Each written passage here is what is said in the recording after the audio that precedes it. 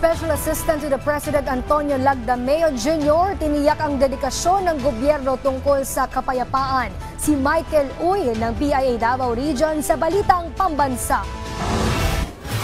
Sa kanyang pagharap sa mga dating rebeldeng New People's Army sa probinsya ng Davao de Oro, binigyang diin ni Secretary Ernesto Antonio Lagdameo, ang Special Assistant to the President, ang mga programa ng gobyerno tungo sa kapayapaan.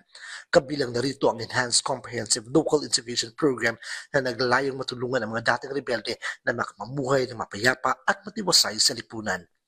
Tumanggap din ang mga dating rebelde ng tig-5,000 piso galing sa opisina ng Presidente at food packs mula sa Department of Social Welfare and Development.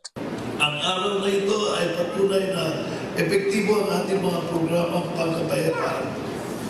Pinapakita nito ang patibay na pagtutulungan ng ating gobyerno mula sa nasyonal hanggang sa lokal na pamahalaan, kasama ang ating kasundaluhan at buong komunidad. Sa datos ng 10th Infantry Division, ang 232 mga dating rebelde na iniharap kay Secretary Lagdameo ay galing sa rehiyon ng Davao at mga probinsya ng Agusan del Sur at Bukidnon na sumurrender sa pamahalaan noong 2024 at nitong Enero 2025. Sa lahat ng sumuko at pinili ang kapayapaan, saludo kami sa inyong tapat at sa inyong desisyon lubuhin ang inyong buhay.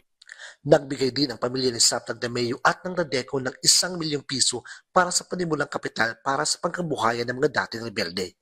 Mula sa PIA Davao Region, Michael Uy para sa Balitang Pambansa.